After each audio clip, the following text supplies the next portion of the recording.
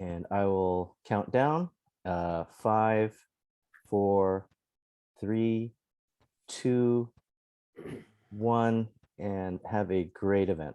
Thanks, Mas. Thank you.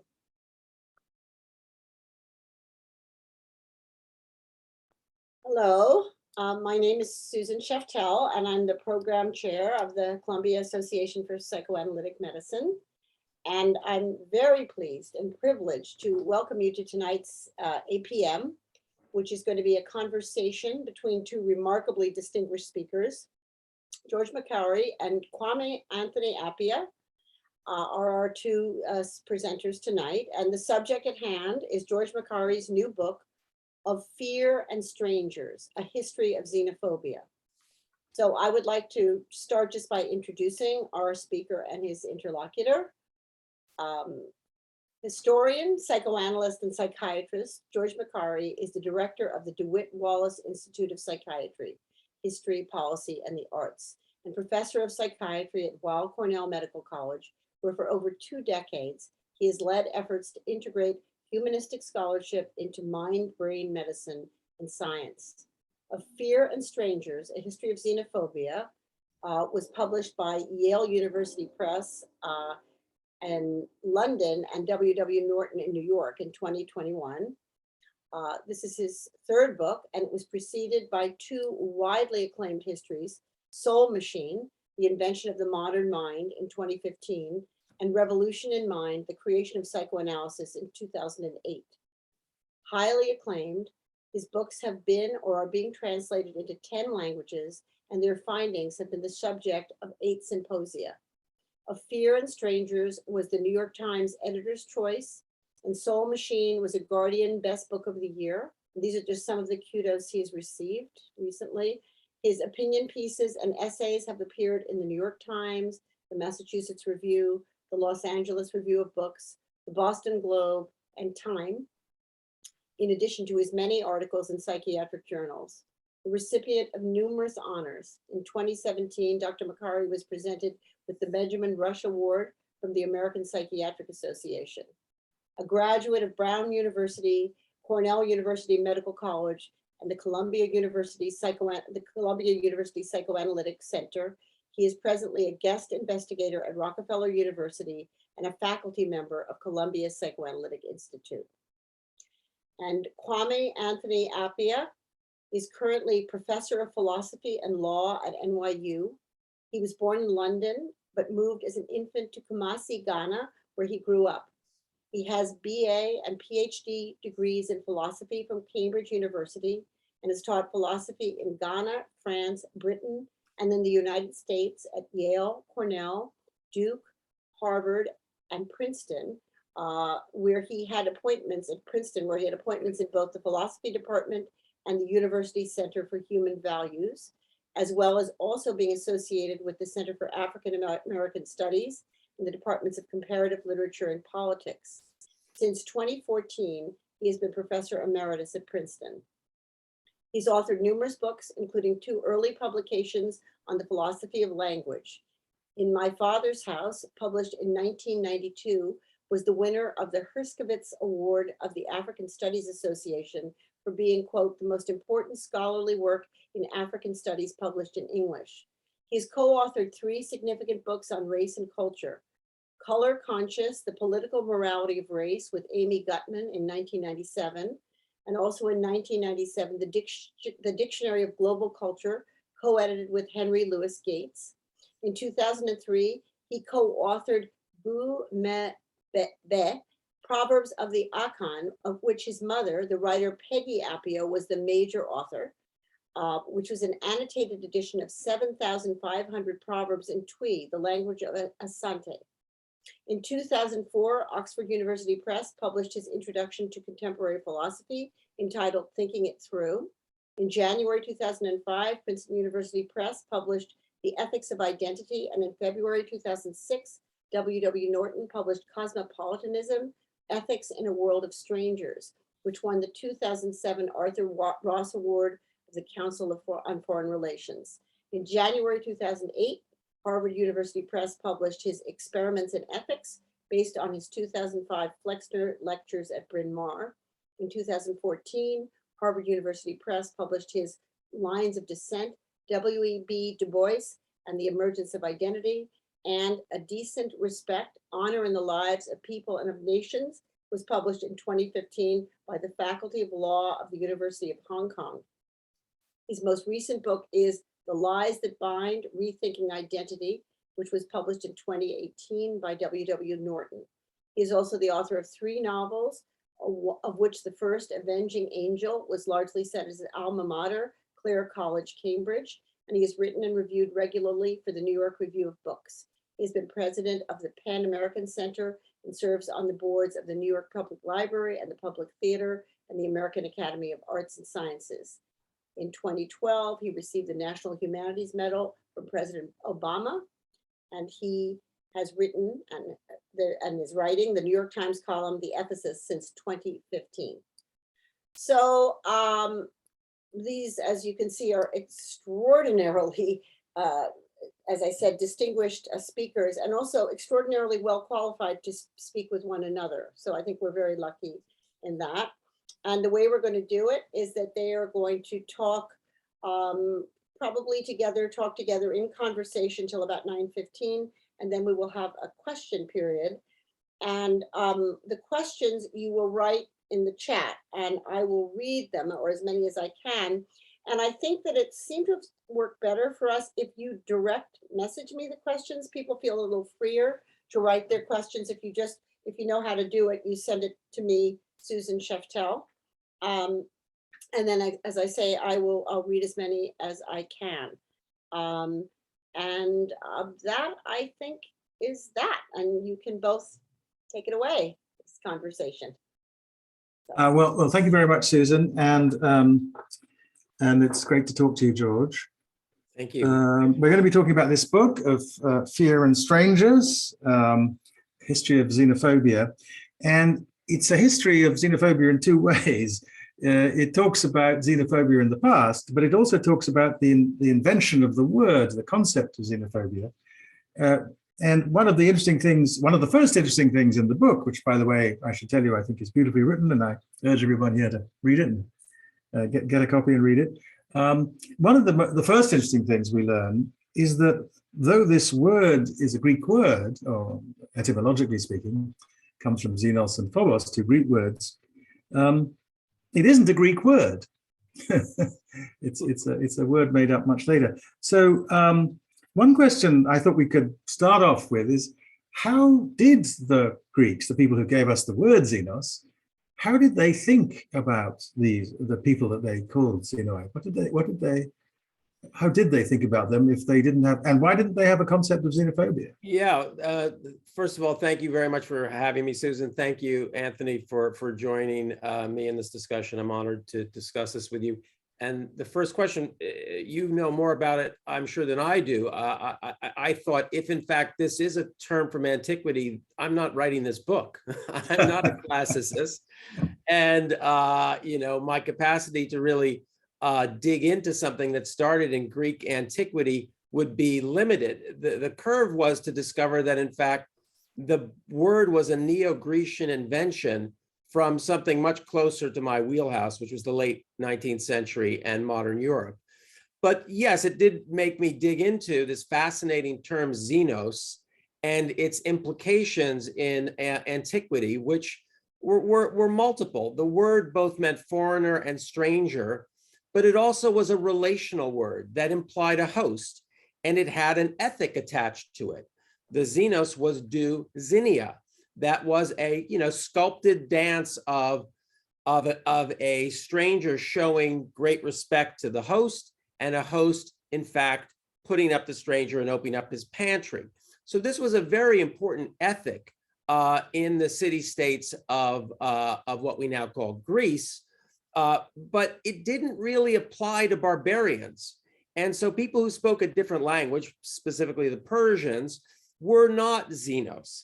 And so perhaps I suggest that's why we never find xenophobia. We find lots of other words that use the word phobos. We find lots of words that talk about xenophilia. In fact, brotherly love is going to make its way into the New Testament. but we don't find xenophobia and I suggest, and I do this, cautiously, since it's, again, not my field, perhaps because the whole notion of a xenos was not potentially resonating with the kind of fear of strangers that they had for barbarians. You can tell me if you think that's right or not. No, I mean, I think that's interesting and important point. And just, I mean, the notion of the xenos, of course, it's sometimes translated as guest or guest friend or something like that. And as you know, one of the names of Zeus is Zeus Philoxenon, Zeus the lover of guest strangers, and Zeus is the patron god of this relationship between the Greeks of one city or kingdom and another, the people of that world of the Eastern Mediterranean, the world of the Aegean. And in fact, as you also point out, the thought that in fact we have a special responsibility to strangers is not just a thought among the Greeks. You quote passages that will be familiar to anyone who's been to a Seder. You were strangers in the land of Egypt, it says. Yes. In both in Leviticus and Deuteronomy. You were strangers in the land of Egypt, therefore love the stranger. And after you were strangers in the land of Egypt in Leviticus, it says, I am the Lord your God, which usually is meant to underline the importance of the thought. And I was thinking, as one sort of looks across the world, this idea that it's really important to be philoxenon, to be responsible for strangers, is actually very widespread. It's one of the foundations of the Pashtun Wali, the laws of the Pashtun in Afghanistan and the northwest frontier of Pakistan and so on. Our word for hospitality comes from a Latin word hospes, which means both guest and stranger. Yes. And also host, actually. Yes. So that idea of the relationship with the stranger is really built into this word, and that's somewhat ironical, of course, because those of us who aren't classicists, we basically only know this word now from its presence in xenophobia, and that's absolutely not what's going on. Well, absolutely what's going on, not what's going on there. And as you say, if we wanted to look for something like xenophobia in the ancient world, we would look at the attitude of the Greeks, not to the people they called xenoi, but the attitudes to what they called barbarians, people who didn't even speak a proper language. They sounded like barbar, so you call them barbarians. Right. At least that's one proposed etymology of the word, which people, etymologies of ancient words are often challenged. So it isn't there. I mean, that is the idea of, and in part it's not there, I suppose, because the kind of hostilities of strangers, which you mentioned in someone like Aristotle, who thinks that lots of strangers to the Greeks are, for example, natural slaves. Yes. Is something that they wouldn't have had a name for, because they thought it was all right. Right? They thought that was the natural way to relate to inferior foreigners. So yeah, look, this brings up a question of historiography that from having done some of the stuff that I've done before, I was familiar with, which is the notion that you're going to take something that looks like what we call xenophobia from a different time. Some people call it behavioral paleontology, and then you can do that history if you want to. I said, no, I'm actually not going to write a history of every time everyone might have been xenophobic throughout history, because I say it's kind of like a Borgesian task. It's like the Chronicle of Universal Laughter. That would be an infinite book. So I became very interested in why was there a need at a specific historical moment to coin a new term? And that becomes then a much more limited history about what that term signified for that historical context, and then how concepts emerged around that term to make sense of it. So this was, very a quick exit from antiquity, which I required to not be outstripped by my lack of languages. Well, and also by, as you say, by the fact that in the most general sense, hostility to strangers, fear of strangers is, surely going to be something that we're going to find everywhere. Exactly. It's a sort of it's one of the ways humans go, as it were. It's not the only way humans go, but it is one of the ways that humans go. Well, and that's what I wanted to turn around in a way. There were many people who said seeing the stranger as an enemy is as old as humankind. In fact, the evolutionary psychologists like to biologize this, but linguists would say, you know, lots of languages have the same word. It's a synonym, stranger and enemy. So what's the point of doing a history of that? The interesting part of xenophobia is it problematizes that relationship. And it says, in fact, the phobos here is irrational. It is an irrational fear. It is a problem, not a normal situation for all tribes. And that I became super fascinated by. That's really what the book is about. Good. But to get to the point where someone thought it was a good idea to put that idea, give that idea a name, we need to talk a bit about what was going on before that in European societies. Yeah. To get to that point. So let's pass on now. We go out from the ancient world, but there's a lot of very interesting history in the book about the later period, the period sort of at the end of the 15th century, for example, when two very important things are going on in Spain and in the Iberian Peninsula. One, of course, is, as they taught me in elementary school, in 1492, Columbus sailed the ocean blue. Yeah. They're going out into the world, and boy, are they xenophobic about it. Boy, are they treating the people they meet there with what we would call xenophobia, hostility. We might now call it racism. But another thing that's going on, and it's somehow connected with it, and that's the next thing I think it'd be interesting to talk about, is something else that happened in 1492, which is that in 1492, 250,000 Jews were expelled from Spain. And so one thing that's also going on in Spain at this time is the development of ideas which many people think are at the root of modern European forms of racism. And in particular, the idea that even if a Muslim or a Jew in Spain converts to Christianity, becomes a new Christian, there's really inside them, in their bodies, in their blood, a kind of impurity that means that we can't take that conversion for real. And so you get this idea of purity of blood, which, as I say, many people I think have thought, I'm among them, that's one of the origins of modern the sort of modern European form of racism, again, which is more specific than xenophobia because it's tied to this idea that there's something in those bodies.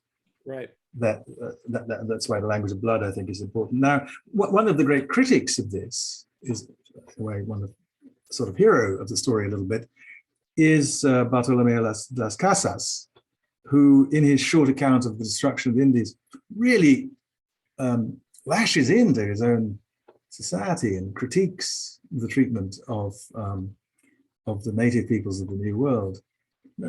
Let's talk a bit about that, because I think that period, as you argue, and I'm persuaded, that period is important part of the background to thinking about xenophobia as the concept finally takes shape in the 19th century. Yeah, thank you. So in a way, I thought of it was in a kind of Kuhnian way, that there's this ancient equation of stranger equals enemy that's gradually breaking down. It's gradually accruing a series of anomalies. And so to just rush to 1880 when the term is coined doesn't allow us to at least understand some of those anomalies that were accruing. So as you say, I focus on the first really modern European empire, which was Spain, and both the nation building strategies internally and the empire building strategies externally, because, you know, they have rather chilling resonances for the future and are, you know, pretty clear in terms of their dynamics. So as you say, the Moorish civilization, relatively tolerant, very heterogeneous. There are Jews, there are Moors, there are hybrids, there are Christians who speak Arabic. It is a melange inside Spain. And when Ferdinand and Isabel do conquer the final stronghold of the Moors and have this country, Spain, to supposedly unify, it is as heterogeneous and as non-Christian as any place in Europe. And so fascinatingly, their strategy is to actually make it by fiat the most homogenous Christian country, and to keep rallying all these feudal places that really didn't want to pay any homage to Ferdinand and Isabel. I mean, Asturias had never fallen to the Moors. There were many local divisions that they tried to unify by the Inquisition. And the Inquisition was this constant pressure on first Jews and Moors, and then the secret Jews and the secret, well, it's mostly secret Jews, not so much secret Moors, who those conversos who were not pure of blood. So pure of heart, no, it doesn't count. Pure of blood only. And now you had an Inquisition that went on for centuries. It ended in 1828, I want to say, 1826, and constantly was unifying a us against a minority of them. Meanwhile, this supposedly purified, homogeneous Christian country ran into what I say is like, the most astronomical paradox when Christopher Columbus discovers these people who are not anywhere in any book. They're not in prophecy. They are completely as if, I say it's as if they really did fall off the edge of the earth, these sailors. They had no conceptual understanding of who these people were. And what ends up happening, as Las Casas says, only after engaging in it himself, that's what makes him such a compelling character. He wants to be a holder of, they were essentially slaves, and he wants to make money, and his father did it, and he has this crisis of conscience because so many of the native people are dying. And we now know that that was both due to Spanish brutality and to infectious disease, but nonetheless, there was a lot due to brutality. And he becomes this kind of figure that I say is like at the beginning of what I'm going to try to create in this book, which is a kind of a lineage of people who turn against their own cultures, racism, bigotry, hatred, turn against their own countries, their own peoples, rather than someone else's, and become these moral figures who have great courage. He could have easily died in the Inquisition. He had power, which was a good thing. He somehow managed to not die, and he suggested first that we're the heathens and the indigenous people are Christ-like, and then I think this is more interesting than just him being a moral kind of figure. He comes up with this notion, well, actually, maybe we should just judge everybody by their actions. Maybe it's not your being European or your being indigenous. It's a moral code only based on action. And that I think is, fascinating, as you've written about this kind of thing, for a completely eye-opening notion that no one would have really recognized and was quite curious at the time. Good. I mean, I think one of the interesting things about a figure like Las Casas is that he's sort of quite early in the history of articulating this this counter xenophobic tradition, as it were, even though there's ancient talk of cosmopolitanism and so on, and that is a Greek word, a word for the Greeks. But of course, what happens with that tradition, as it were, is that it does lead into a kind of, as you said, universalism, a kind of universalism which we associate with the as it were, the good side of the Enlightenment. Right. And it's an interesting question why that wasn't the side that won, because even though intellectually in the Enlightenment there is, as I say, in the good Enlightenment, there is this powerful universalist side, a side that's articulated in the universalism of, say, of something like the French Revolution, which, as you point out, led to emancipation, and not just of also what was called Jewish emancipation. I mean, the civil entitlement of Jews, but also, of course, the end of the slave trade and the slave status in the French world, for a while anyway. So, what I mean, in a way, the interesting thing is that there is this recognition, which we see in someone like Las Casas already in the 16th, by the 16th century, but by the end of the 18th century, there's a powerful tradition of this sort, which articulates the wrongness of xenophobia before xenophobia has been identified, before the word xenophobia exists. And then sort of final historical, as it were, step in the argument, final element of the strands that comes together, comes from the other side. It comes from the phobia side and the rise of talk of phobias with the rise of the antecedents of what is modern psychiatry.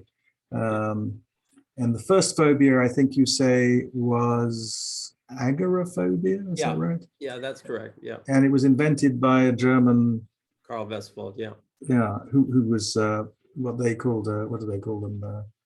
Alienist. An alienist, which meant he did hypnosis, I suppose.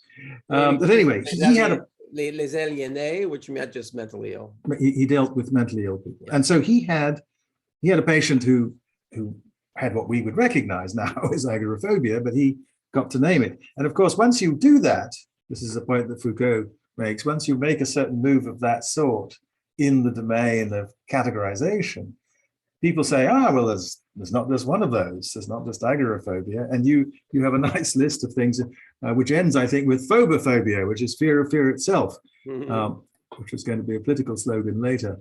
So tell us a bit about that and this fad for phobias. And again, that also peters out. That is as a sort of psychiatric thing. So we've got the Las Casas tradition. We think if you're looking forward in 1780, you might think, okay, this stuff that the Spaniards did in the Indies, that's going to stop. And if you look in the sort of mid to late 80s, you think, oh well, there's this idea of phobia that's going to take off. But neither of those things happens. So what happens to phobias? Well, let me just backtrack a little bit. So in terms of Las Casas's reputation, I do think it was very influential in spreading, a scattered minority view amongst especially Protestant countries that wanted to see Catholicism as primarily the problem, that this is what the Spaniards do, we don't do this. And so there were, Montaigne, and then there were spots here and there of people who really created what was the conservative Spanish historians like to call it the Black Legend.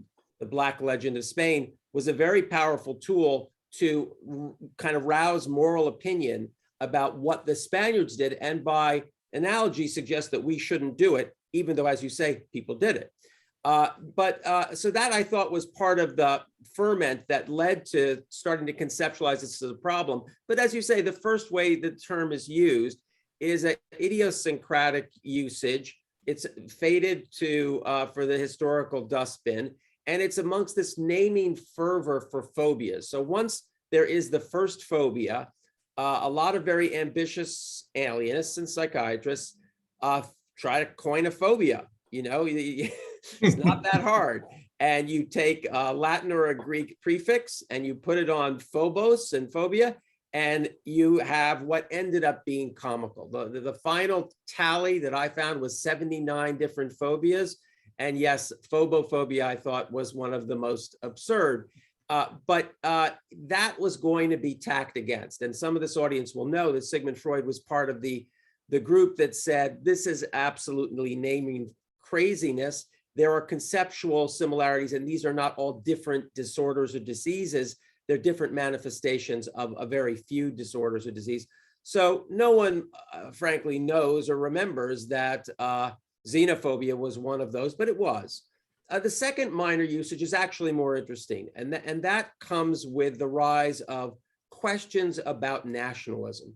Nationalism, the modern nation state, organized not around king and crown, crown and cross, but really about some sort of modern state, has to rally itself. And one of the ways that it was argued the nation state created internal order was through an external enemy. And there was a growing concern that this external enemy, this lifelong enemy, as the Anglophobia and Francophobia were kind of the most obvious, because these countries kept fighting wars with each other and demonized each other, people started to worry that this was overdone, essentially propaganda. And the worst case of all was not that you were phobic of one country, but in very unstable nations, and Romania was sometimes used as an example, there might be a general hatred for all other nations. And so it was said that these countries suffered, very few of them, from xenophobia. Now, this is so exaggerated. What country actually hates all other countries that it really had very few takers? But there it was as an interesting prelude to concerns about ultranationalism, propaganda, and the way you can rally an internal populace to hate and kill and die for killing their neighbors.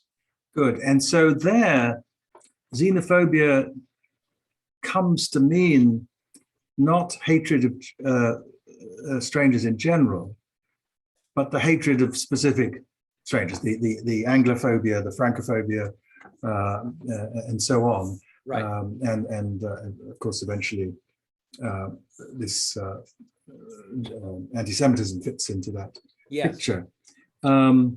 So, all right. Now, one of the ironies of what, I mean, there's two things. There's a backwards-looking thought here, right? Which is that, but that's what the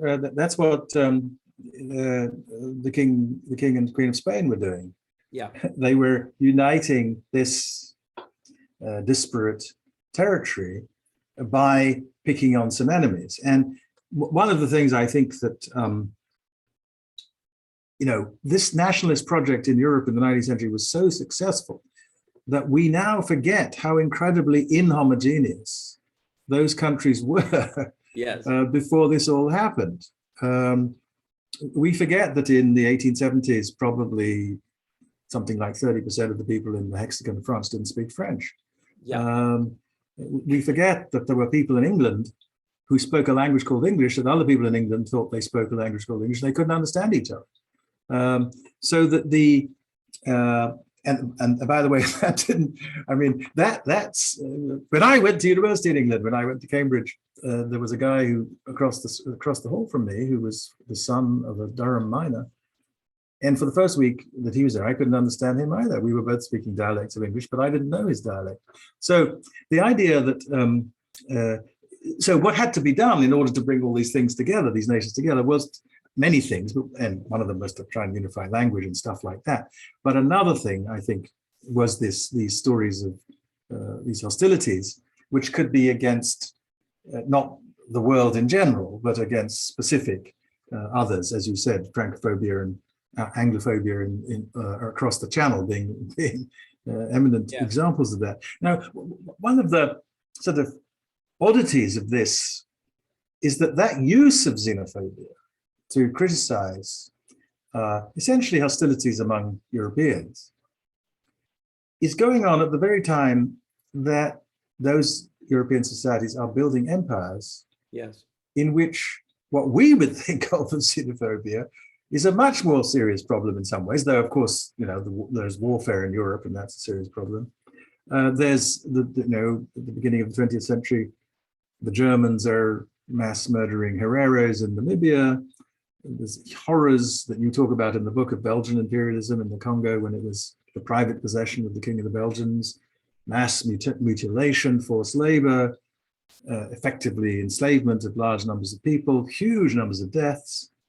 And yet, in that period, what's called xenophobia isn't that. It's French. It's the hostility between the French and the English, say, or between Germans and the French. So, yeah, but as you're implying, that is soon going to change. And yes. And yeah, by the way, in your book in Cosmopolitanism, you have a lovely discussion of how these disparate communities somehow are forgotten, so that we think mysteriously that homogeneous communities exist where they don't. But do you want to continue your thought? Well, just the thought is that, so when this notion of xenophobia is first taken out of Europe, it isn't taken out of Europe to describe imperialism or colonialism. It's taken, it's taken to describe reactions. This was a big surprise. I mean, the fun about doing research, the historical research, is, you always are wrong until you do research, and then you find out stranger things than you could imagine.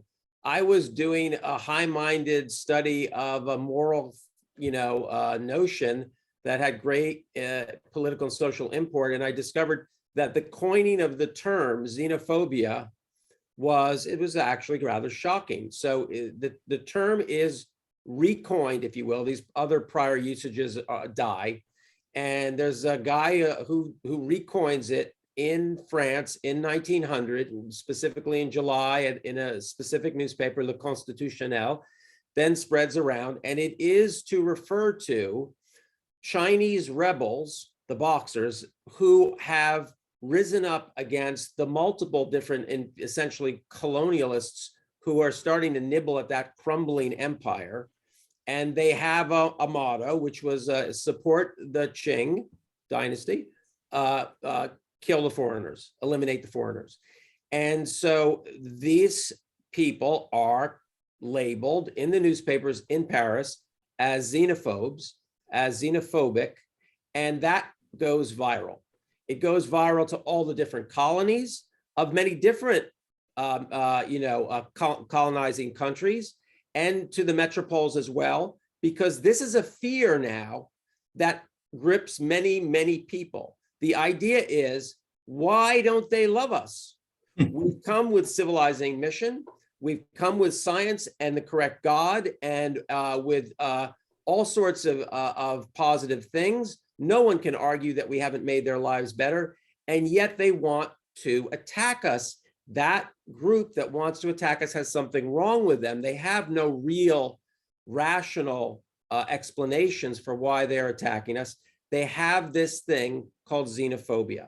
And within the course of 10 years, xenophobia spreads far and wide to account for Ethiopian rebels, Moroccan rebels, Mexican rebels, and in the metropoles, in Paris, in London, even in the United States, these people are considered not rebels, but also xenophobes, pathologized as inferior in a kind of civilization, cultural, racial way. They are just simply unable to recognize that strangers are not always enemies. They haven't risen above that level of civilization because they're racially inferior. So I call this racial xenophobia, and it is, startlingly to me, the first real way that the term takes hold and becomes part of normal speech. And it takes with it something from that psychiatric coinage, which is the idea that this is irrational. It's not just hatred. No, it's not. It's unintelligible hatred. It's hatred that doesn't make sense, as it were. Exactly. That's what it takes from the psychiatric point of view, that this is irrational hatred. Fear, of course, is attached to aggression. And, when Walter Buchanan does that fight or flight stuff, that's already in the common sense literature, that we know that fearful people jump into fights, quote, to protect themselves. So there was a sense that fear and aggression were very much linked. And this guy who I found who coined it, Jean-Martin de Saintour, he could have used a different word, frankly. There are some ambiguities in calling this xenophobia, but that's what locked in. So let's now, there are many, many things going on in that moment in the early 20th century when xenophobia is something that basically is associated with anti-colonialism or anti-imperialism. Yes. And some of them are new understandings of the mind, which are relevant to the question that we're going to turn to finally, eventually, but not quite yet, which is how we're to understand xenophobia. It's still part of our understanding of xenophobia that there's something, certainly that there's something wrong with it, but that there's something wrong with it in a kind of non-rational way, that it's unjustified hostility, unjustified hatred, unjustified aggression. It may not be insane, it may not be a mental illness, but it's lacking in some way that needs a psychological explanation. Yes. And here we are, early 20th century, whole series of things going on. Let's maybe start with, since I'm simple-minded, let's start with Freud. Can I just backtrack for a second? Yes, of course. Because there is a very, very simple answer that people thought that they had. The answer to why this happened was race.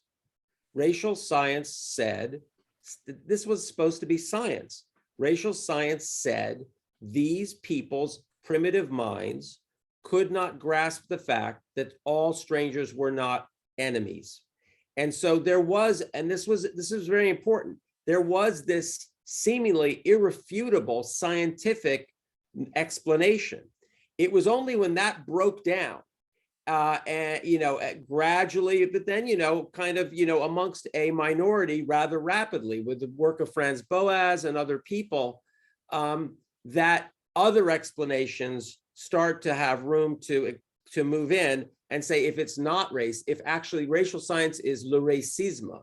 There are all these wonderful 180-degree turns where imperialism goes from a festooned, wonderful thing to an evil thing after John Hobson is done with it, and where the civilizing mission becomes utterly ironic, and where xenophobia starts to be not them, us. So there's this, but to do that, racial science has to be broken down, because that is the underpinning that simply says, no, this is just science. That's who these people are. The anthropologists say that, the biologists say that, the social Darwinian people say that. And it's only when that underpinning breaks down that you can say, okay, wait a minute, actually we do this, the people next door to me who are the same race as me do this, and if that's white, how is that racially based? And now you start to have an opening to say, wait, now we don't really know what causes this, what does cause it? Right. So then you start to have purely psychological and sociological models that jump in. So just to make a sort of a point that you've already made, but to underline it, one natural response, as it were, before you look into the matter is to think, oh, xenophobia is just what people do. And we're, one thing you're pointing out is, well, it's, there are circumstances in which it happens. It doesn't just, it's not the case that everybody's genetically programmed for xenophobia. Yeah. Can I just say that that's a very, very important point, because I still get pushback from folks who say, well, this is just biological, and they come up with a just so story about something that happened 15,000 years ago. Stephen Jay Gould made the point, and cultural anthropologists make the point, the most adaptive thing that humans have ever come up with is culture. And the capacity to cooperate, not just compete and kill strangers, has been the most important factor in growing powerful societies. Right. So, this is something that, I think I just want to mention, because, it's still very much out there that, doesn't just evolutionary theory insist that this is just always right? Always that's why I wanted to stress it, because you make this point, and it seems to be a very important point, because it's, of course, now we can see as well that it's criticizing that point is connected with the critique you're making of this early 20th century thought, which is that was also a hereditarian account. It's just that it was racial rather than, it wasn't the human race. It was the lower races that were hereditarily. But again, these hereditarian accounts of this thing aren't going to work, in part for the reason you just gave, I think, which is that human history, that is the stuff, not the long history of humanity, but the thing that we call history, which is the thing that sort of goes back, as it were, to the beginning of writing, depended upon the development of societies in which strangers worked together. That's the point about the difference between, that's the point about urbanization. Yes. Urbanization is about figuring out urban culture, which is, the sort of the beginning of life, of the modern life of humanity, as it were, is connected precisely with the growth of the capacity to organize groups of strangers. People, I get, you say, as I sometimes urge people to think, look, what if we can think of ourselves as fellow humans? We can operate with other, and people say, oh, but that's much too large a scale. But China's a large scale, and people work perfectly well with the idea of China and Chinese identity. If you can do it for 1 billion, what's so hard about 7 billion or 8 billion? So it seems to me that, yeah, absolutely, that the trick we invented wasn't the trick of being afraid of strangers. The trick was, we invented that makes us the dominant species on the planet, for better or worse, is that we figured out how to work on this incredible scale, the scale of strangers. We live in a world Yes. of strangers, and the nation is a world of strangers. It's not a world of, and so some kind of story has to be told to bring it together. And one kind of story that brings it together is a set of xenophobic stories, but of course it isn't the only kind. Yes. All right, so Thank you. we reject these sort of deterministic biological stories, whether they're racial or not. And as you rightly say, these theories were racial, as was every theory about everything at that point, until people like Boas and Du Bois come to counteract the racial story. Yes. But once you're freed from that thought, then of course you have to, as you said, come to some other kind of explanation of what's going on here. Why does it happen? When does it happen? And to do that, you need psychological theories, theories about what it is about individuals and groups of people that leads to outbreaks of xenophobic behavior. And so let's talk a bit about, there are a whole bunch of things here, stereotyping, projection, and so on. There's a lot of psychological material. Yeah, let me jump in there. Look, I think that there are essentially 4 models that I go through. I could have gone through more, but I tried to, make some decisions about what's very critical.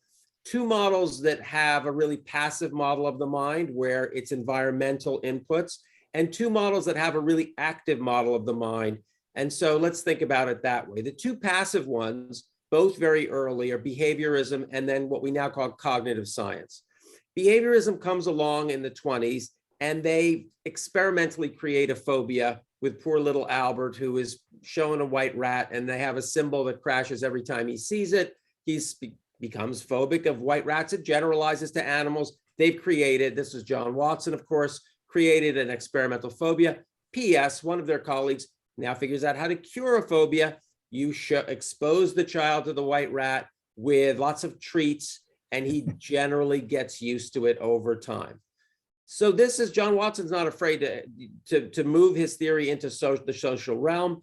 This is a model that works rather well with Marxism as well. There are external traumas, essentially, that cause a misassociation to an outgroup, and that's how you get racism and xenophobia of many sorts. That's one model, and we still use that model, right? We use that model when we think about the political program of desegregation. Bring those people together, and these scary ideas that they have that are traumatic based or whatever will go away. Expose them to each other. They'll habituate. Now, the problem is that one of the people, Emery Borgatis, was a sociologist, and he went out to do research on this model. And what he found was that there are a lot of people who hated groups that they had never met. And they hated many groups.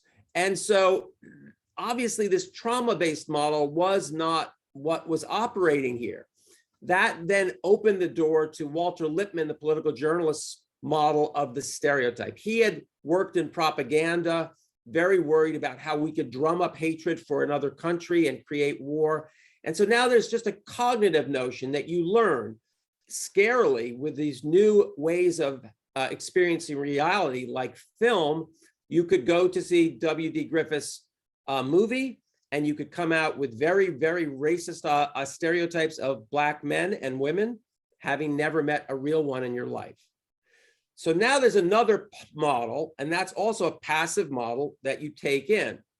And we also want to use that today. That's a notion that we, rely on when we think of education, when we think of undermining stereotypes in media. We think of a cognitive idea, learned, can be unlearned, can be relearned. And so we also depend on that. But what happens when those 2 models do not explain the phenomena of those other folks? They don't want to go to the unconscious bias training. They don't care that you think that their ideas are wrong. They are driven internally to have a despised other. And that's where we turn first to psychoanalysis. That's where this internal driven need for hatred starts to be explained through the Freudian notion of projection. And, you know, many people in this crowd will know precisely what I mean by projection, but for those who don't, it is not the projection that the Greek philosophers talked about and that philosophers in general up to Mill talked about, where they talk about projecting sameness. It is not you are like me. Freud sometimes uses that notion for projection, confusing, but mostly what he means is the projection of the exact opposite of all that which I detest in myself, am ashamed of, am guilt-ridden by, am disrupted by. And so by projecting it out onto another, I get an internal sense of relief. I need to hate to stabilize my internal life. So these are folks who don't learn it. They aren't traumatized. They are needing to hate through projection. And finally, I do talk about the rise of the notion of the other, which importantly brings in notions of power and kind of structural xenophobia, this kind of discourses and institutions that without the personal intention of anyone create disparity and biased outcomes. And that's kind of a 50,000-foot overview of the second half of the book. No, that's very, very, very helpful. And let's, I mean, in the Freudian part of the story, yeah, as you point out, there's a kind of way in which the solution doesn't solve the problem. Because if you succeed in negative projection, yeah, and it leads you to destroy the other, then you're just going to need to create some new other in order to stabilize the self. So it's a kind of it's a strategy that's sort of double bind like. It's bound to fail, just to the extent that it succeeds, as it were. yeah. No, that's well put. And any clinician out there knows that this is a kind of paranoid strategy, so that, yeah, the absence, the destruction of the hated other is a kind of catastrophe. You have to find a new one. The upside is there is an absolute calm internally. There is a Manichaean sense of goodness and badness that is utterly relieving. Paranoid people are very calm frequently. And so, but they're condemned to perpetual warfare. They're condemned to constantly being in conflict. And so how you work with someone, and much less how you work with subcultures where shame has led to subcultures of projection. You know, I say, like, what is the claim of white supremacy other than an admission of white inferiority in a subculture? And how you work with subcultures to change that, it's really hard with individuals. And so I kind of like, you know, I'm like, someone's got to work on that problem, because we have a great need for that solution, and it wasn't so easily to be found in the literature. Do you think that in those sorts of cases, while of course the fact that there's lots of them means that it's a bigger problem, it's multiplied by however many people there are, that essentially the solution is the solution which solves the individual cases? Or do you think there are collective responses that are different from the strategies that will work with individuals? You know, I think that's an empirical question, so I don't know the answer, but I think that the theoreticians have suggested, no, that there are group phenomena that actually are qualitatively different than just a bunch of individuals. And one of those people was Freud, who, you know, in his group psychology said there is a kind of regression in the group and a handing over of the superego functions to the authoritarian leader. And this is what Adorno and the folks who worked on authoritarianism worked with as well. That said, like, you know, no, there's actually a different thing that goes on in groups. So I say that xenophobia is a three-headed monster. It has problems of identity, problems of affect regulation, and problems that are in many cases attached to groups and group identities. Mm-hmm. One of the sources of ideas in the fourth of your buckets of ways of thinking about this is philosophical theories, really, yes, that derive from French philosophers, essentially Simone de Beauvoir and Foucault. Yes. And it's Well, especially with Foucault, because he brings in the thing you just mentioned, which is the dimension of power. Yes. Talk a little bit about the relationship you think there is between questions of power and questions of xenophobia. Yeah. So, there's a early part in the book where I talk about this debate in a 16th century Spanish court, essentially, about was there a way to have a just way of thinking about why the indigenous people should essentially welcome the Spaniards the way hosts would welcome guests. And a wise, wise ass, junior lawyer said to his senior, should the people who he was invading welcome Alexander the Great? Showing that like there is a problem here about power. Yes.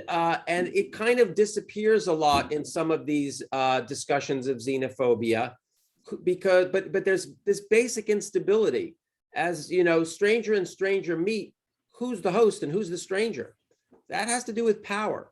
And so that has to do with the Sartrean kind of adoption of Hegelian notions of subject, this kind of rivalry between master and slave and who becomes the other. And then, Foucault takes that and says, it's not just intentional. There is a structural aspect to this. There are these supposedly beneficent institutions and sets of laws that, where kind of in a Nietzschean notion, like the war was won so long ago that no one even remembers that there was a war. It's just the way we do things.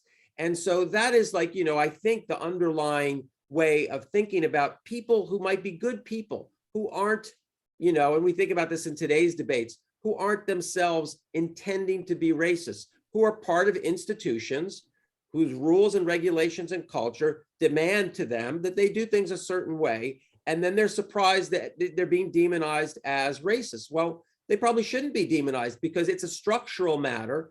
And when we uncover that, now they have an ethical choice. And now it's a matter of intention.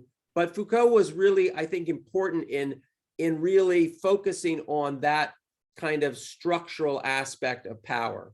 Right. And there, in a way, that is an example of a kind of explanation that's not centrally psychological. It's centrally sociological or social. And I think that's one of the interesting things you're arguing is that if you want an account of xenophobia, it can't be a purely psychological account. It has to have. It can't be. And it can't be, I don't think we have a unified account. So I say, like, we have to be, we have to take what we've got, which is something interesting here that's useful, something interesting here that's useful. And so I say, like, instead of being disciplinary and kind of having silos, everything that's possibly useful, if it helps us have a kind of notion of different ways of attacking this problem, should be embraced. And in a way, that's maybe something that we learned in thinking about other things that we've pathologized, even things that are pathological, like cancer, that you need to take, there are many causal routes, and you need to take use all the implements you have and all the theories you have to deal with each of the cases. They're going to be different things that are useful. Exactly. One thing that I think that comes from the Sartre Beauvoir input to this, which you described very nicely, is the recognition that what we now call xenophobia isn't always about strangers. Yeah. Because African Americans and white Americans have lived side by side for 4 centuries now. They're not strangers. They know huge amounts about each other. And actually, the ones who knew the most about each other were probably people on plantations where they saw each other every day in all kinds of ways. Yeah. And even if there's probably epistemic privilege on the part of the enslaved, because they see more of the lives of the masters and mistresses than the masters and mistresses see of them. Nevertheless, we're talking about places where children were wet nursed by black enslaved women. So they're not strangers. No, they're people. They're not. I mean, they can be.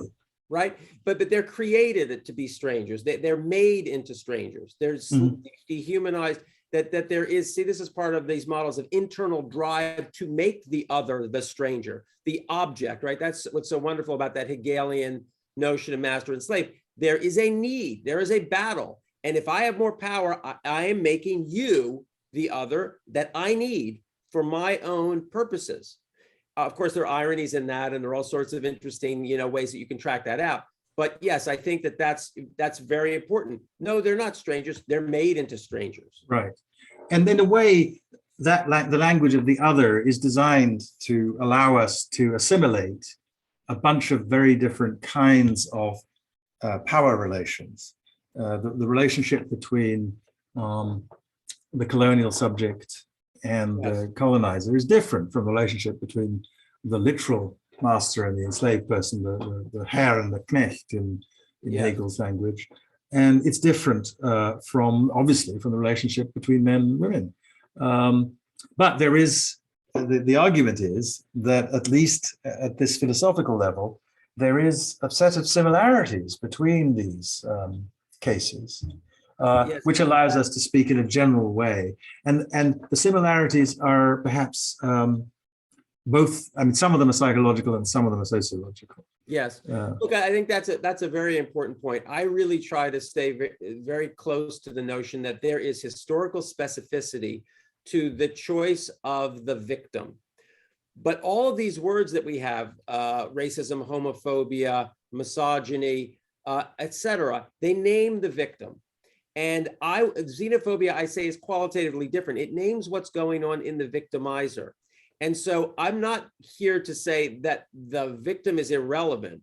Of course it's relevant, but only xenophobia allows us to think about the possibility that there are common threads, common elements that are psychosocial, psychological and sociological to the hater rather than the object of hate. I think we've reached the point where if you don't mind, I'd like to ask you to put up your slide, because what out of all this, after this fascinating history, the intellectual history, but also the political history and the philosophical history, you ask yourself the question, well, is there something we can say about? Yeah. Can we have Makari's account of the matter? And in developing that account, you say it's really important, first of all, to distinguish some things. And maybe you could take us through the distinctions between other anxiety, overt xenophobia, and covert xenophobia, because I think that's in a way, we've already been talking about this, but this is naming. Yes. Naming that. Yeah. So look, basically, I don't claim that this is, deeply original. It comes out of the work that preceded it. It is an attempt to organize into one unified vision the different claims that have been made, none of which really speak to each other. Because in fact, yes, part of it's philosophy, part of it is different branches of psychology, many of which dislike each other and dismiss the others, and some of it's sociology.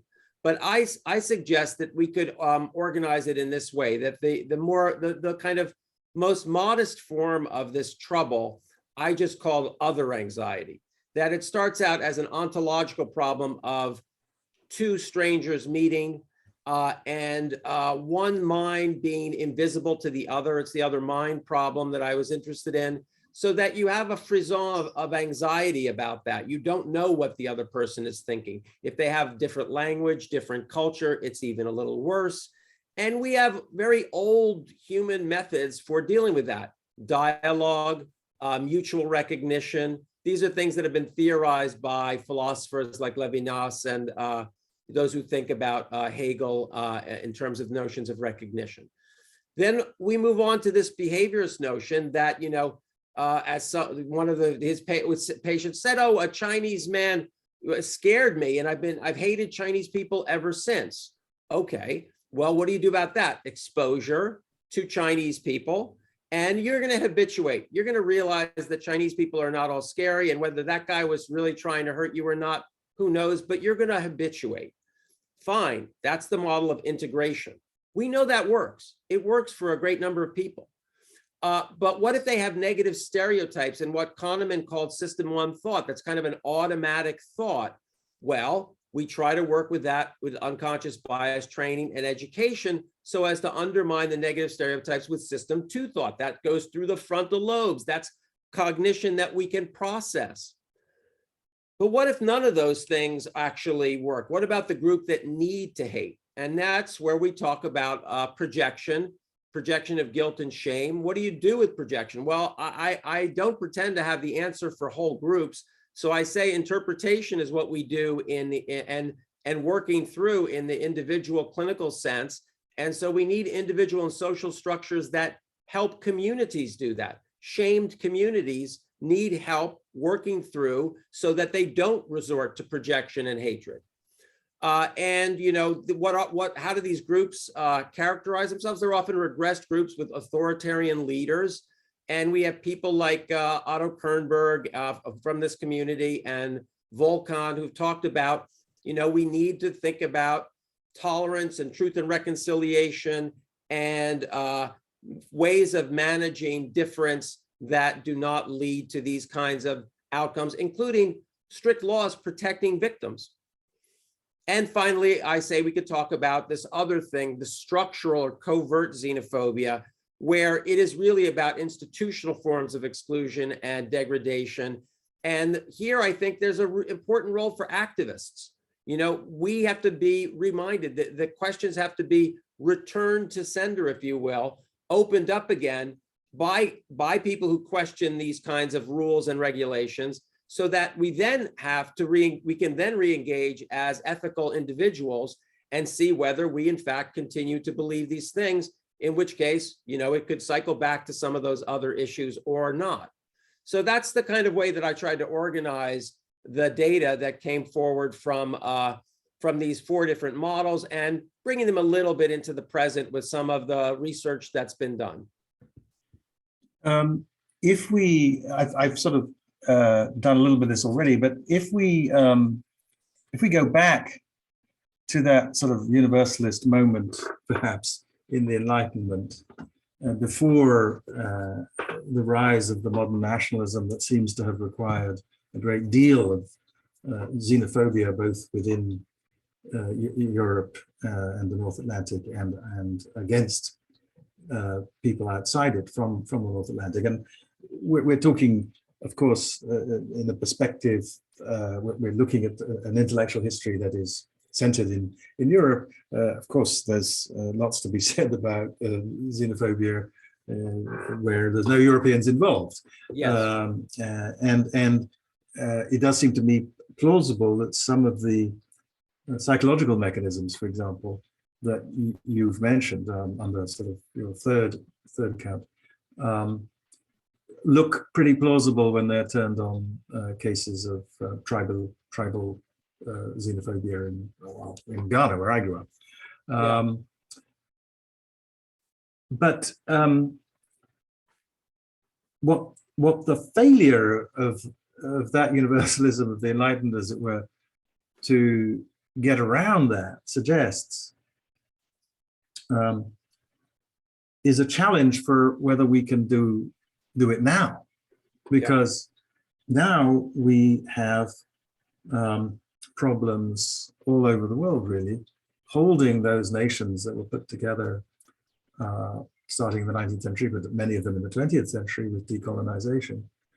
I mean, you come from, your ancestors come from a part of the world which is struggling right now very much with that question of how do you hold something together? How do you hold Lebanon together, or Syria together, or maybe now, I mean, there was a coup in Guinea-Bissau today. How are they going to hold Guinea-Bissau together? Without appeal to this very handy mechanism of xenophobia, which turned out to be an extremely successful strategy. I mean, the reason why people did it wasn't that they were crazy; it was that it was working, and that this appeal, the appeal to Anglophobia or Francophobia, let's say in England, which is associated with the early 19th century and the Napoleonic Wars and so on, that appeal made Britain a much more unified political country. And that's when people started singing Rule Britannia. And they started singing Rule Britannia in part because they knew they weren't French and they didn't want to be French. And so wars against France were part of what brought Britain together. And we could go through so many cases. Yeah. And I guess, I mean, one could get depressed because one could think, look, the reason why Viktor Orban is using xenophobia against all kinds of people, including the Roma of Hungary, or Prime Minister Modi in India is mobilizing Hindu nationalism against what will soon be the largest Muslim population in any country in the world, even though they're outnumbered by non-Muslims, is because these politicians are getting what they want out of it. I wonder if, now, seeing that, of course, you also see that when people have done that, at the end of the road has often been disaster. Yes. It can work for a long while, but at the end of the road is the disaster that led to the destruction of the German constitution and the need to recreate Germany, the disaster in Cambodia, and so on. I'm wondering if anything in the psychology that, or the sociology, in the social or psychological theories that you are drawing on here, helps one to think about how to be the kind of activist who can stop xenophobia happening. Well, you put your finger on the $64,000 question, and yes, in fact, it is very effective for a period of time. Of course, it always puts you at risk for war, which is a very expensive, often catastrophic next step. But yes, people have tried to think about this. William James, I think it was his last lecture that he ever gave, was in Stanford, and he wrestled with this question a little bit. And the best he could come up with was that we needed some sort of, he wouldn't have used the word, but sublimated enemy. And something, people are going to want to go to war against something. People are going to want to unify against something. We need that something to be not other people. So you could play with the idea like climate change should be our unifying cry. That would be a kind of alternative. You need strong social institutions, of course, that make the upside of the other choice very, very powerful and important. But the risk of this coming to, I think it happens when there is a fragile nation state. I think it's a solution for that. But it also leads to a great deal of turmoil internally. Yes, sure, you can wipe out minorities, but hopefully in the post-Holocaust era, that becomes something where you get a lot of opprobrium from someone in the world. I hope it would be the UN. So, but I wish I had a better answer for you. The Roman historian Sallust, who you probably know better than I do, wrote, a history of the fall of Rome that not many people really pay a lot of heed to. But his argument was when they lost their lifelong enemies, the Phoenicians in Carthage, they started to fight internally, and so having an external enemy and a militaristic culture is a dangerous game if you should vanquish the enemy. And perhaps that's what's happened here at the end of the Cold War. The William James strategy depends upon the possibility of identifying something that is a figurative enemy, but isn't actually a set of persons. It's something else. And we have tried that strategy. Of course, we've tried wars on poverty. Yes. And we have had successes. The war on polio succeeded. We destroyed polio. There is no more, smallpox, we succeeded. Polio, we haven't completely vanquished. Shouldn't we have a war on COVID, except it's not unifying the nation so well? Well, that's what I was going to say. So of course we should have a war on COVID, but it doesn't look like it's been very unifying. I mean, the fascinating thing for me about COVID has been that instead of uniting us against what is a common enemy, it's going to just as likely to kill your relatives as it is to kill mine, whoever I am. We've somehow managed to turn this into another manifestation of xenophobia. Only our xenoi now are people of other political persuasions. Yeah, Um, exactly. And that seems to me, I don't have anything very positive to say about that, because it seems to me that is our challenge at the moment, is to figure out how to, I mean, we've been successful, haven't we, in some things. We have made, I think, enormous progress, for example, with patriarchy and sexism. We have made, to me, astonishing progress with homophobia in a way that I wouldn't have predicted 30, 40 years ago when I was already an adult and thinking about these things. Yes. If you'd said to me that 40 years from now, the people of Ireland will vote, a deeply Catholic country, will vote in a referendum to have gay marriage, I'd have told you, I'd have asked you what you were eating, what you were chewing, what you were smoking. So we have made progress with some kinds of xenophobia. On the other hand, we seem to be perfectly capable of inventing new ones all the time. And, well, I resist that kind of despair, and I do think that when you think about the last 50 years, in terms of if in fact that's a post-Holocaust period, there have been many different advances in terms of civil rights for different minority groups. I don't think that's really contestable. That it's not enough. That in ways it's ironic or it's moved backwards. I think it's also probably the case. But I do think that it's important to hold on to that as a hope, because we've done some things that work. In my sketch out there that I did, it's true that integration works. So chip away at the problem for people who think that, there's a wonderful study that showed that a transgender people ringing a doorbell and talking to someone for 15 minutes radically diminished transgender bias, and it stuck. They went back later. So that works for a bunch of folks. Education and rethinking stereotypes. I can't, when you look at the movies from the 60s and the 70s, you can't believe the stuff you're seeing. I've been watching this Cosby special lately, and you can't believe the things that you're seeing. There's been progress on those fronts. I do agree that there's been regress in terms of the collapse of the middle class, shamed societies, that subcultures in our society, who are taking recourse to finding enemies and finding a pride in a community that hates other parts of the United States, especially the elites. So that has been a problem that's gotten worse, I would say, and it's become alarming. I think if we divide it up like that, at least we know what we're doing right. We can continue doing those things. But we have a big problem, and it's best to define it as clearly as possible so we can look at it and try to do something about it.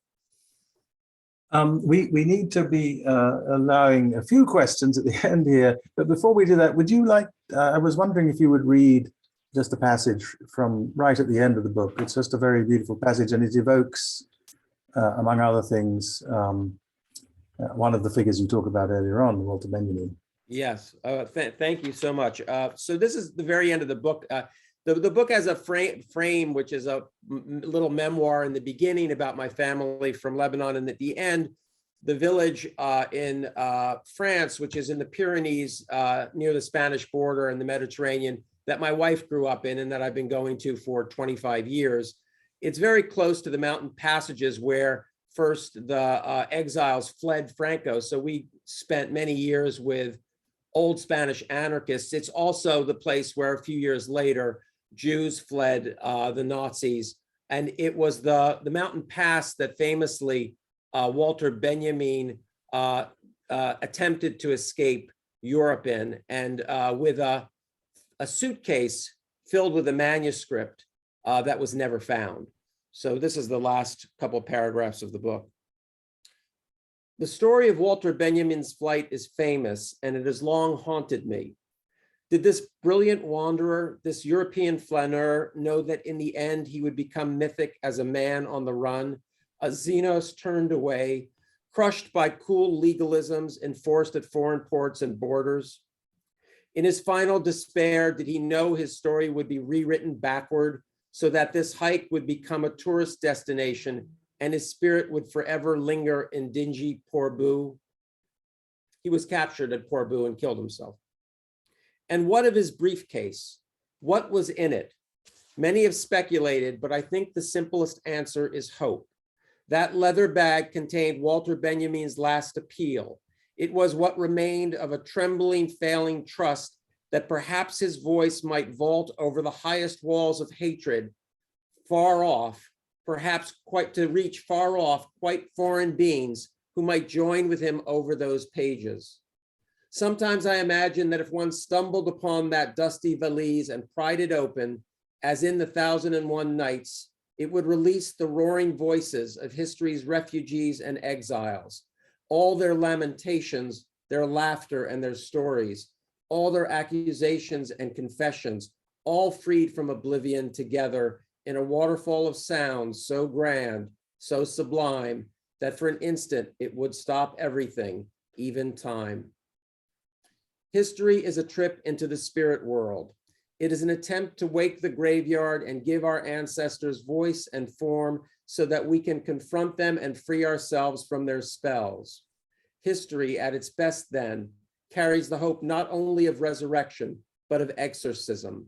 It holds the desire that by remembering, we will not repeat.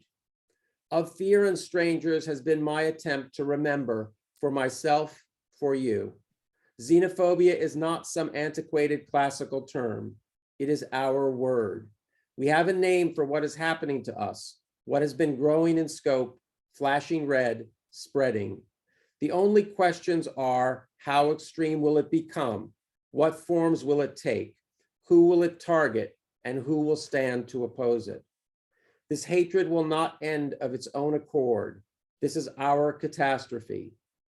That poet who once grilled me about my history, himself descended from enslaved people, wrote that, quote, nightmare begins responsibility. That responsibility, I know now, to ourselves, to each other, is not just to wake up, but to remember it all when we do. Thanks very much. Susan. Yes, thank you so much, both of you. Obviously, we could go on, and that passage is beautiful, George.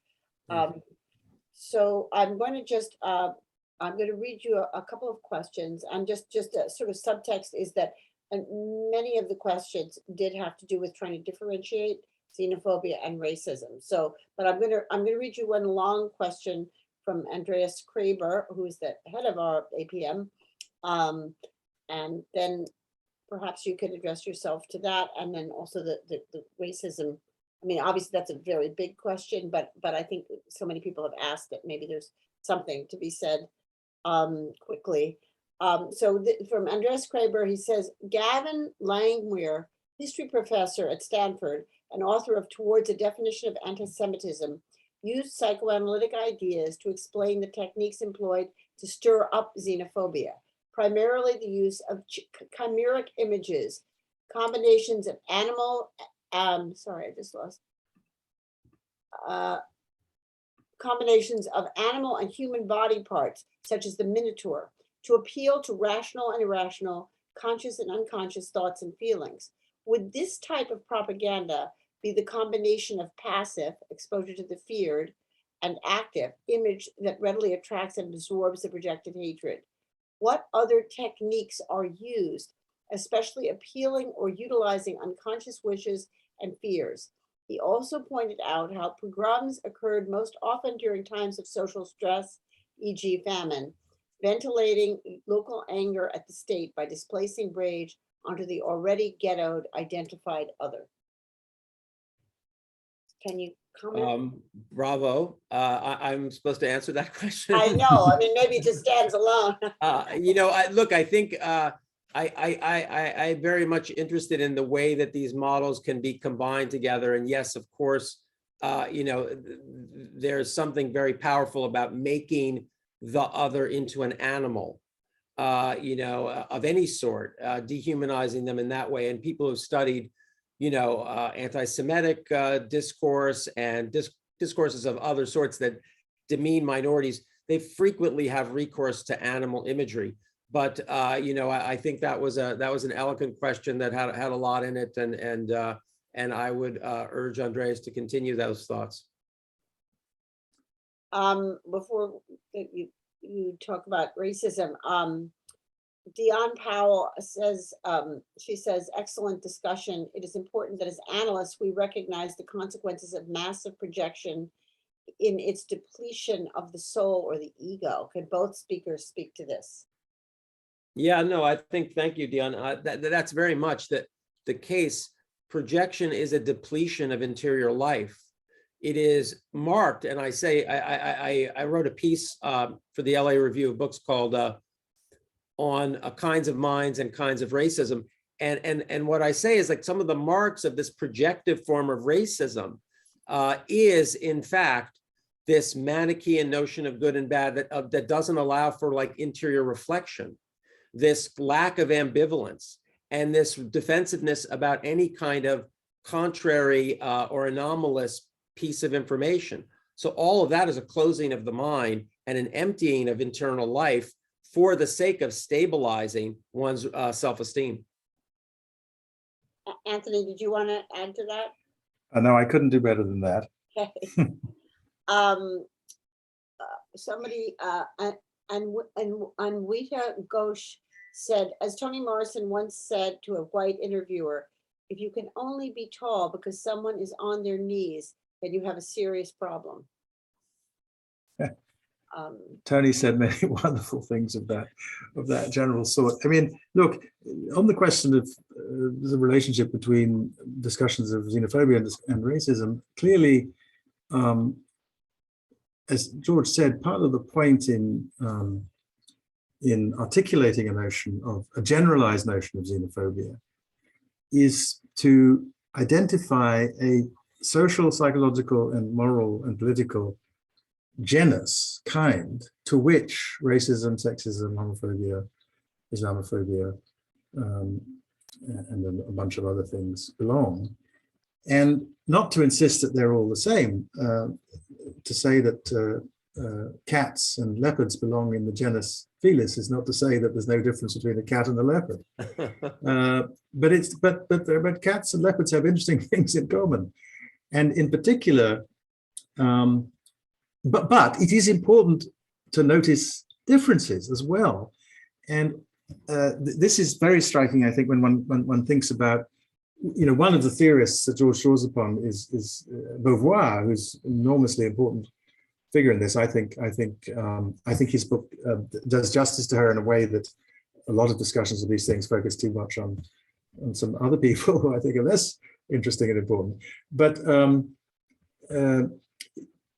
obviously, there's a profound difference between sexism and racism, which lies in the very elementary fact that if your parents are of the same race, you're of the same race as your parents. But if your parents are going to be, your biological parents are going to be of different sexes or genders. And so you're only going to have an identification, a gender identification, with at most one parent. Obviously, you may not, if you have two male parents, you may not have any, and you're a girl, you may not have any gender identification with a parent of a straightforward kind anyway. I'm getting into trouble in a group of psychoanalysts talking about issues of that sort. But so it makes a difference. And the thing about, but it is also true, of course, and especially strikingly true, perhaps more in other countries than here, that racism can persist even in a country with, for example, large amounts of interracial marriage. I mean, this is true about French Islamophobia, French hostility to people of North African descent, is perfectly consistent with large numbers of marriages between Français de souche, as they call themselves, the deep French, and people who came along later. So they're different, but sometimes they get to be closer together because the historical specificity of a particular kind of racism can connect it with a certain kind of sexism, for example. I mean, I think part of the thing about those marriages is that they're often between French men and North African women, and that's not unconnected with the way in which sexism can play out in those relationships. So we have to be, as I think George said exactly the right thing, we've got to recognize the particularity of each kind of xenophobia, but it is useful to have a generalized concept, and in particular, a generalized concept that focuses on not who's it's being done to, but who's doing it. And that's what xenophobia does. It's a useful concept, precisely as you said. I'm just underlining and repeating something you said for that reason. I'm afraid we're going to have to stop in a moment. I'm just going to read one more question or comment, which I think adds something to the discussion as well, from Jules Kerman. He says, you've both alluded to xenophobia in connection to nationalism and imperialism, but have skirted addressing the political economic contribution. Some might say the most important to racism and xenophobia. That is the need for the exploitation and oppression of people, workers, and the need to create and promote division among those oppressed, exploited. And then the fear of the exploiters, of the hatred of those, the hatred on or of those who recognize their exploitation, are able to organize, are able to organize a fight against it, even, oh my God, perhaps a multiracial fight. What is the contribution of capitalism to the production and need for otherness? Well, there's a big one. Well, look, I mean, that is a huge one, and obviously one there is a kind of one of the members of the genus xenophobia is a kind of classism, but look, it can't all be about capitalism because Las Casas wasn't dealing with capitalism. Capitalism wasn't around then. I mean, there were businesses and there were, but what we mean by capitalism didn't exist. So, and it is true that if you look at the specifics of particular kinds of xenophobia, sometimes, and this is a point that Boyce made about the United States, it is absolutely true that one of the social functions of racism in the United States is to divide workers from one another. Yeah. The reason why Henry Ford gave money to black churches was because when he locked out his white workers, he could bring in black workers to work at his Ford factories. Yeah, and this was, Sartre, there's a whole line of thought in the book about Marxists who took exactly that line, and that the only way to think about this is essentially a deflection from class struggle. And I think that can be weighed in different circumstances historically for the value of its accuracy, but it's certainly a recurrent idea. There are basically two big ideas that act as a North Star for folks. One is liberal toleration, and that can even diffuse into religious notions of all the same under God.